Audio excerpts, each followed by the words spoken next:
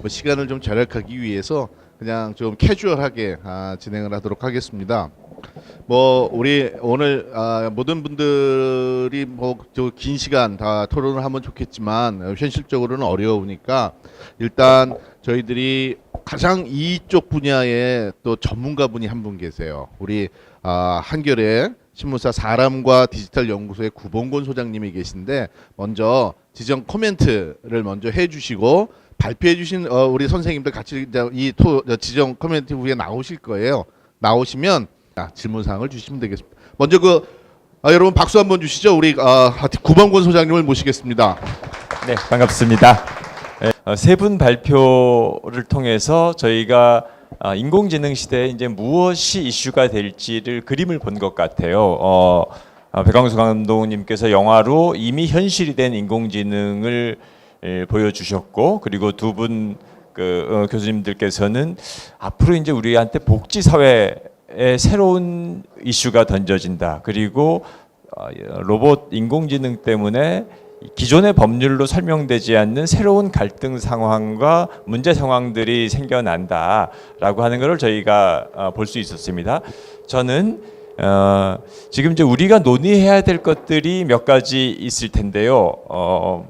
지금 백광수 감독님께서 보여주신 인공지능의 미래를 보여주는 거는 저는 그건 이제 금방 부분적으로 많이 올 것 같기 때문에 그건 우리가 논의할 필요는 없을 것 같은데, 다만 지금 인공지능을 놓고 우리가 지능을 해야 될지 규제를 해야 될지가 되게 좀 그 두 가지가 하나의 얼굴인데 고민스러운 것 같아요. 우리가 지금 드론이 날아갈 수 있게 좀 해다오라고 하는 이슈가 있는가 하면은 그게 날아가면은 우리 모든 또 사생활이 그 문제가 되는 거 아니냐라고 하는데, 지금 산업계 쪽에서는 이런 이슈들을 빨리 우리가 선제적으로 마련하고 대응하기 위해서는 지능법이 먼저 필요하다라고 이야기를 하고 있고, 규제를 이야기하는 쪽에서는 그것에 대한 안전장치 규제 없이는 산업적인 발전 자체를 할 수가 없다라고 하는 논리가 좀 있습니다. 그래서 저는 이것에 대해서 좀 논의를 이렇게 불 지피는 자리라고 좀 생각을 합니다. 이런 게 우리가 피할 수 없는 현실이 된 것 같다. 그래서 지금 오늘 보여주신 것 중에 지금 이준규 교수님께서 말씀하셨던 자율적인 인공지능에 대해서 우리가 어디까지 책임을 물을 수 있느냐, 저는 아직 자율까지는 아닌 것 같아요. 우리가 자율적인 인공지능의 로봇을 걱정할 필요까지는 없지만은 이 인공지능 기술을 위험한 것이냐 위험하지 않은 것이냐는 바로 우리한테 현실의 문제인 것 같습니다. 그 위험성에 대해서 인공지능 영화가 우리한테 공포스러운 그림으로 전부 다가온다라고 하면은 드론이나 자율주행 자동차를 허용하기 되게 어렵고 그걸 개발하기도 되게 어렵습니다. 그런데 우리가 위험성을 벗어던질 수 있는, 위험에서 벗어날 수 있는 가장 중요한 모티브는 그 기술을 알지 못할 때 가장 두렵습니다. 우리가 알파고에 대해서 가장 두려워했던 것들은 알파고가 어떻게 작동하는지를 몰랐는데 가장 뛰어난 인간 바둑기사보다도 앞선다. 이것이 다른 영역에 들어갈 때 우리가 통제할 수 없고 대응할 수 없기 때문에 두렵다라고 하는 것일 텐데요. 저희가 인공지능 시대를, 지능정보 사회를 살아갈 수밖에 없을 텐데, 여기에서 지금 가장 저는 중요한 것이 이것을 두려워하지 않고 우리가 받아들일 수 있어야 되는데, 그 받아들이기 위해서는 먼저 이 기술에 대한 이해가 가장 우선적이 돼야 될 것 같다. 그래야지 이것을 두려워하지 않고 우리가 원하는 방향으로 통제할 수 있는 기술로 만들 수 있을 텐데, 지금 알파고 충격은 한국 사회에서 무엇보다도 두려움으로 다가왔었다. 그래서 저는 이런 자리가 바로 기술에 대한 이해를 높이면서 우리가 기술을 두려워하지 않고 기술과 함께 갈 수 있는 방법을 모색하는 자리다라고 하는 점에서 의미가 있을 것 같습니다. 그래서 오늘 저는 그런 의미에서 발제를 해주신 세 분 선생님들이 좋은 문제 제기를 해주셨다라고 생각을 합니다. 네. 네, 고맙습니다. 우리 배 감독님하고 이준 교수님도 앞으로 나오시죠. 잠깐 나오셔가지고 질문을 함께 받으면 좋겠는데요. 그 사이에 잠깐 저는 한 가지만 저도 개인적으로 하나 첨언하고 싶은데, 우리가 인공지능이나 이런 거를 할 때 좀 아까 우리 자율자동차 얘기 말씀을 하셨는데 좀 구분을 해야 될 것 같아요. 이 자율이라고 하는 말은 이게 굉장히 무지막지한 말이거든요. 오토노머스하다고 하는 거는. 근데 실제로 이제 인공지능 교과서들을 이제 뭐 보신 분들도 많이 있겠지만 굉장히 하는 게 뭐냐면 판단 능력을 갖는 것과 의식을 갖는 거를 아주 엄격하게 구분해. 이거는 기술적으로 하늘과 땅 차이예요. 기계라든가 이게 추론이나 이런 걸 통해서 판단 능력을 가질 수 있지만 그게 컨셔스니스, 의식을 갖는 거는 완전히 다른 거거든요. 아주 우리가 극단적으로 생각을 해서 이거 사람을 폄하하는 거 아닙니다. 이제 제가 요 예를 듣는 게 맞는지 모르겠지만 어떤 완전한 바보가 있다고 생각을 해보세요. 근데 이 완전한 바보가 아주 공을 정확하게 던지는 능력이 있든지, 이 완전한 바보가 뭐 날아가는 무엇을 잡는 능력이 있든지, 아니면 이 완전한 바보가 자기는 모르지만 자동차만 태우면 뭐 완전하게 운전을 해요. 근데 얘는 바보예요. 완전한 바보예요. 이 완전한 바보인 경우에는 이건 진짜 제가 사람을 폄하하는 건 아닌데요. 우리가 여태까지 인류가 살아오면서 동물을 긴드린 적도 있어요. 동물은 판단 능력은 가지고 있지만 의식이 있다고 생각하지는 않아요. 우리가 동물들은 왜 자기가 그 일을 하는지, 왜 어떨 때 해야 되는지 이런 생각이 없어요. 그러니까 판단 능력을 가지고 있는 거는 그냥 수단으로 우리 굉장히 많이 쓰이는데, 우리가 이 인공지능 같은 얘기를 할 때는 사실은 여태까지 나오는 모든 얘기는 추론과 판단에 대한 얘기지, 인공지능 학계에서도 아직도 컨셔스니스에 대한 생각은 가지고 있지는 못하는데, 이제 자율은 그 두 개가 이제 합쳐질 때 우리가 보통 이제 자율이라고 그냥 얘기한다. 그런 부분도 좀 구분을 해서 우리가 얘기하면 좋지 않겠느냐 하는 그런 생각이고요. 지금 저 본부장님께서 네, 잠깐 네, 코멘트하신 것 중에 유발 하라리 이 히브루대 교수 사피엔스 저자로 유명하죠. 이제 우리나라에 와서 했던 말 중에 이제 책에 이제 그런 말이 있습니다. 인류가 지금 처한 가장 인류사적으로 그 가장 중대한 포인트인데, 지금이 왜 그러냐? 인류가 한 번도 만나지 못했던 의식 없는 똑똑한 똑똑한 지능을 갖게 됐다. 지금 우리가 의식 없는 지능을 가졌다라고 하는 것이 인류가 한 번도 그동안 직면해보지 않은 상황이기 때문에 이것에 대해서 인류가 어떤 대응책을 내놓느냐에 따라서 인간의 운명이 달라질 수 있다라고 하는 얘기를 하고 있고, 그런 자리가 바로 오늘 이런 것과 연결되어 있는 것 같습니다. 우리 배강수 감독님 고 연장선상에서 해주실 말씀이 있으실 것 같은데요. 저의 생각이라기보다는 영화 속에서 제가 간접 경험한 것을 말씀드리자고 한다면, 그 채피라는 영화가 있습니다. 채피는 그 아이처럼 백지 상태에 있는 아이인데 사람이 훈련시키는 거에 따라서 성장하게 되어 있거든요. 그런데 지금 사람이 이 친구들한테 뭔가를 가르치죠. 그러니까 어떤 교육을 시키죠. 근데 사람은, 그러니까 우리가 이걸 위반하면 안 돼라고 가르치지만 사람은 실제로 그것을 위반해 버립니다. 그러면 이 친구는 거기에 대해서 맞지가 않으니까 어떤 그 대응을 할 수밖에 없는 거죠. 근데 이 친구가 만약에 인지상정을 느끼고 사람이라고 한다라면 그거에 대해서 이해하고 넘어가는 부분이 있겠지만, 방금처럼 의식이 없는 존재라서 원칙적으로만 접근한다고 한다라면 거기서 충돌되어지는 갈등이 문제가 생길 거예요. 근데 영화 속에서는 또 그거를, 사람은 그렇게 옳은 소리라고 표리부동하게 나쁜 짓을 하게 되는데, 그래서 영화에서 나중에 이런 카피를 내요. 인류의 희망은 더 이상 인간이 아니다는 거예요. 인류의 희망은 오히려 의식이 없이 원칙적으로 행동하는 로봇일 수 있다라고 얘기도 하거든요. 여러분 생각해 보십시오. 만약에 우리가 모든 화폐를 전자화한다고 생각해 보세요. 그죠? 그러면 그 전자화되는 화폐들은 전부 다 그 위치 추적이 가능하고 아마 돈의 모든 그 네이밍이 되어 있을 텐데, 그것을 선택하는 것이 과연 우리가 할 수 있을까?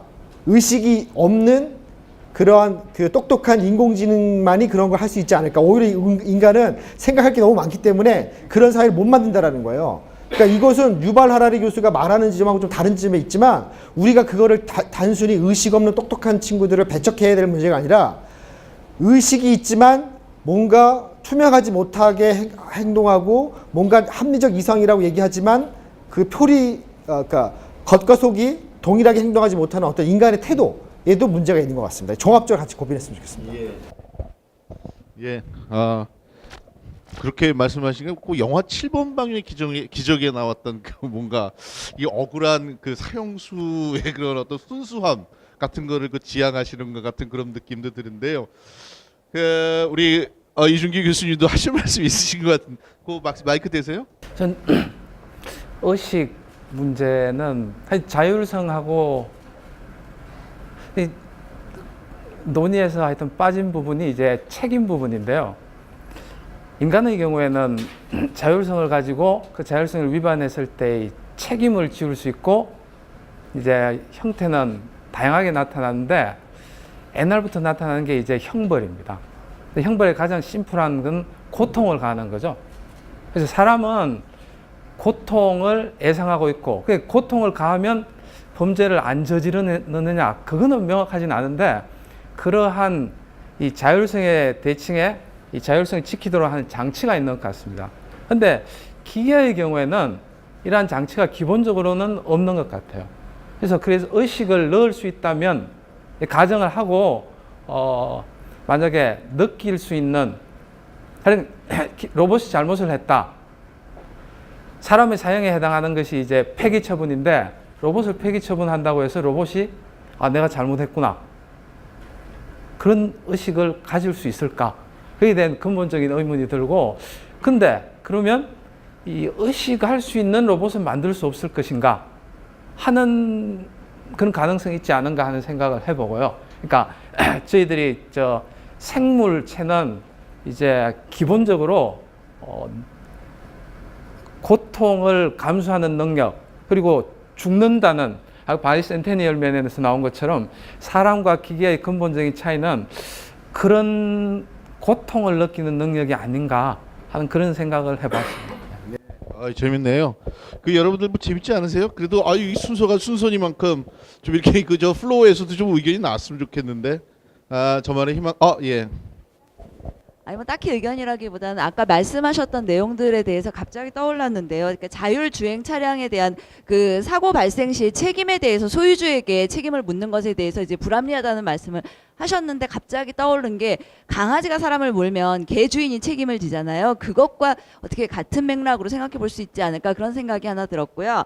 그 다음에 또 하나는 그냥 윤리성에 대한 부분인데요. 윤리성의 기준을 어디에 두느냐 그 윤리에 대해서는 개인마다 느끼고 있는 그 감수성이 다르고요. 그 다음에 기준이 좀 다르다고 생각을 하거든요. 보편타당한 윤리성이라고 하는 것이라는 것 자체도 이미 철학적으로 그 기준이 확립이 되어 있지 않은 상태에서 그런 윤리성과의 그런 것들을 이제 인공지능과의 그런 것들을 어떻게 조율해 나갈 것인가 그게 굉장히 이제 주목이 되는 그런 부분이다. 뭐 이런 생각이 들었고요. 그리고 또 비슷한 맥락에서 윤리를 법으로 규제할 수 있는가, 강제성을 띠고 윤리를 그 주입을 뭐 해야 되는가 이런 부분들에 대한 것들도 철학적으로 좀 더 우리가 깊이 논의를 해봤으면 좋겠다는 그런 생각이 좀 들었습니다. 그리고 백왕수 감독님 같은 경우에는 레이첼 콘이라는 작가가 쓴 베타라는 소설이 있거든요. 그 부분에 보면 클론이 주인공으로 나오거든요. 근데 그 클론은 그 시조라고 얘기하는 모체가 죽고 난 후에 그 모체에게서 복제되면서 모체의 영혼을 추출하고 그 다음에 칩에 의해서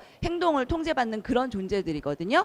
근데 그게 이제 영혼 추출이라고 하는 그런 부분들은 기술적으로 되느냐 안 되느냐 이런 걸 떠나서 과거의 그런 기억을 모체의 기억을 가지고 있는 클론이 뭔가 거기에 대한 감정을 느끼면서 이제 인간에게 클론으로서의 권리를 주장하는 그런 내용이라서 굉장히 재미가 있어서 그냥 감독님께 주제넘게 한번 읽어보십시오. 제가 말씀을 좀 드려보고 싶었어요. 아마 이거 보셨을지. 예. 우리가 이 법적 책임을 묻는 문제에 대해서 아까 우리가 이게 자율주행 자동차를 예를 드니까 사실 우리가 뭐 일반적인 어떤 이게 자동차나 어떤 게 좀 기계적 장치가 뛰어난 것에 대한 어떤 사람의 어떤 소유주 입장에서의 어떤 그에 대한 책임성 이렇게 우리가 규정을 하면 좀 쉽게 정리가 될 수 있을 것 같은데요. 만약 이게 단순한 어떤 자동차의 문제가 아니고 좀 더 나름대로 어떤 우리가 일반적으로 지금 상상하는 어떤 AI의 어떤 이게 독자적인 기능을 가진 그런 어떤 이렇게 대상이고 그게 물체라고 생각해 본다면 결국 어떤 사람이 그 모든 것을 AI의 어떤 모든 전적인 행동에 대해서 100% 책임질 수 있는 한계는 좀 어려울 것 같다는 생각이 들거든요. 실제로 사람도 사실은 우리가 아무리 어떤 이렇게 고도의 기계화된 어떤 이런 인공지능 사회가 됐을 때 모든 사람이 거기에 대해서 나름대로 모든 것을 인지하고 통제하고 컨트롤할 수 있는 이런 역량이 있는 게 괜찮지만 사실은 우리가 이런 인공지능 기반의 고도로 발전한 사회가 된다면 사람도 뭐 거기서 지체가 생길 수도 있고요. 또 상대적으로 어떤 이렇게 전체적인 운영 속에서 어떤 그런 주도적인 능력을 제대로 발휘하지 못하고 종속적으로 나가는 사람도 있을 수 있고요. 그렇기 때문에 결국 이 인공지능을 우리가 그냥 자동차 내지는 그냥 우리가 어떤 이 좀 어느 정도 수단적으로 이용할 수 있는 물건 그 정도 레벨에서 생각할 때는 충분히 그런 식의 좀 이렇게 뭐랄까요 단일적인 어떤 그런 통제 가능할 것 같은데 만약 이 AI가 정말 독자적인 어떤 이게 판단력이나 독자적인 어떤 이렇게 선택사항 이런 것들을 가지게 되는 단계가 온다면 그걸 어떤 게 사람이나 어떤 그런 인간적인 관점에서의 어떤 이렇게 책임성을 묻는 거에 충분히 한계가 있지 않을까 이런 생각입니다. 네. 뭐 사실 시간 관리도 해야 되니까 이제 그 우리 세 분 저 뭐 클로징 멘트라고 생각하시고 모든 거에 대해 뭐 답하지 마시고요. 저 본인의 그 마지막 한번 메시지를 간단하게 전해 주시죠. 아까 저 강아지 주인이 책임지는 거 그렇게 똑같이 할 수 있습니다. 그게 그것은 소위 입법 정책의 문제고요. 지금도 어떤 물건을 설치해 놓은 경우에 그 설치한 물건이 태풍이 불어서 떨어졌다, 간판이 떨어졌다. 그러면 주인은 아무 잘못이 없어도 간판을 설치한 사람은 책임을 집니다. 그래서 그러한 원리를 적용하면 자율주행차가 완전한 자율성을 가지는 경우, 로봇이 완전한 자율성을 가지는 경우에도 소유주의 책임을 물을 수가 있습니다. 그런데 그럴 경우에 이제 그걸 보통 엄격 책임, 무과실 책임이라고 그러는데 입법적으로 이러한 상황에는 정책적으로 묻는 것이지 자율주행 자동차와 같이 내가 이 자동차를 이용하겠다, 내가 이 물건을 이용하겠다는 냉장고를 사는 사람이 냉장고가 터져가지고 손님이 다쳤다. 그러면 제조자가 책임인가 아니면 초대한 사람이 책임인가의 문제에서 내 책임 아니다라고 이야기할 수 있거든요. 그거하고 같은 맥락에서 이제 문제가 되는 거고, 윤리 문제, 아까 이야기하신 그 윤리 문제는 윤리 기준에 따라서 여러 가지 답이 다를 수가 있습니다. 그래서 윤리 문제에 대해서는 답이 다양하고 여러 가지 중에서 근데 법 문제는 하나밖에 없어요. 법은 국회에서 제정한 입법 절차를 거쳐야 되고 법은 정하면 윤리적 해결지 중에서 하나만 선택합니다. 그러니까 윤리 문제 중에서 법 문제로까지 문제가 안 되는 것도 있고, 따라서 이것에 관해서는 이제 정책적인 결단 내지는 의사의 형성 이런 과정을 거치게 됩니다. 알겠습니다. 그 결과로 네. 감사합니다. 네, 장관님. 저는 이준기 교수님처럼 이렇게 전문 영역이 법 이런 게 아니라 말씀이 낯설기도 하면서 되게 또 필요한 것 같아요. 체감이 딱딱 느껴지고요. 근데 제 말씀은 사실은 체감되기 좀 어려움이 있지 않았나, 상대적으로 그런 느낌이 좀 저한테 있습니다. 근데 우리가 현실이라는 시간이 의미가 있는 건 미래를 만들어갈 수 있기 때문이죠. 예. 그러니까 우리가 현실을 미래를 만들어가는데 쓰면은 참 좋겠는데, 우리가 다른 우리나라를 제외한 다른 나라들이 이런 IT 기술을 수용해서 ICT 기술을 영화적 상상력에 접목을 하니까 그게 현실이 되는 이런 제품들이 많이 출시되지 않았습니까? 사람의 말을 인식하는 뭐 지보라든가, 사람을 대신해서 요리하는 로봇이라든가, 아마존에서 사람들을 대신해서 물류를 나르는 이런 로봇을 보면 전부 다 영화 속에서 한 번쯤은 소개된 것이고, 그게 ICT와 만나서 현실이 되고 있습니다. 그런데 우리는 그런 시간 동안에 아쉽게도 이 현실을 버티기 위해서 어떤 과거의 향수를 우리한테 위로가 되는 이런 것들을 많이 봤다는 거죠. 어떤 면에서는 우리가 이 현실의 고통을 조금 미래를 위해서 투자하기보다는 이 현실을 좀 버티는 게 너무 힘든 어떤 그런 면이 없지 않아 있었던 것 같아요. 하지만 이번에 알파고를 계기로 인해서 좀 우리가 미래가 우리한테 의미가 있는 건 우리가 생각하고 계약하는 대로 만들어줄 수 있는 가능성이 있는 시간들이기 때문에, 그러한 어떤 변화의 시간들이 앞으로 계속되고 이게 단순간 끝나는 것이 아니라 하나의 문화로서 이렇게 계속 이어지기를 바랄 뿐입니다. 감사합니다. 네, 부사장님. 예, 저희가 알파고 덕분에 재미난 세상을 살고 있는 것 같은데요. 유발 하라리 교수가 얼마 전에 영국 가디언 신문하고 이런 인터뷰를 했습니다. 직업의 미래, 직업의 종말 관련해서 사라질 것이냐, 더 많은 직업이 새로 생겨날 것이냐에 대해서 이것이 마치 양치기 소년의 이야기와 같다. 항상 양이 온다, 늑대가 온다라고 거짓말을 해오던 그 공방하고 비슷하다. 그런데 그 이야기의 진짜 결론은 결국 늑대가 왔다는 거다. 라고 하는 게 그 이야기의 결론이고, 이번에 인공지능이 우리 사회에 끼칠 영향이 바로 그 양치기 소년의 이야기와 같다라면서 이제 이야기를 해요. 근데 저는 그 우리가 지금 무척 그 인류사적으로 격변기를 살고 있는 상황이다. 이것은 위기이면서 동시에 전에 없는 기회다라고 생각을 합니다. 이런 상황을 잘 알고 있는 사람에게는 인류의 직업, 우리 개인들의 전공 뭐 이런 것들이 위험하긴 하지만 모든 걸 다시 근본적으로 생각해 봐야만 되는, 그렇게 만들 수밖에 없는, 거기에서 조금 더 지혜로운 방법을 찾아내면은 길을 찾을 수 있는, 그리고 우리가 그런 위험한 상황에서 그럼 무엇을 우리가 몸에 가지고 갈 것인가, 즉 다 외부의 인공지능과 로봇, 똑똑한 기계에 아웃소싱을 할 수 있는 상황이 되면 저는 마치 우리가 모든 재산과 모든 걸 다 놔두고 피난을 떠나야만 되는 사람과 같은 상황이다 우리가. 그러면은 그 상황에서 우리는 무엇만을 내 머릿속에 내 몸에 기억하고 갈 것인가 라고 하는 그런 고민을 하게 만드는 상황이다 라고 생각을 합니다. 네, 고맙습니다. 발표와 토론해 주신 배광수 감독님, 유준기 교수님, 그리고 구봉곤 소장님, 여러분 한번 큰 박수 한번 주시죠. 자, 여러분 끝까지 나와서 경청해 주셔서 감사합니다. 이것으로 오늘 행사는 마치도록 하겠습니다. 감사합니다.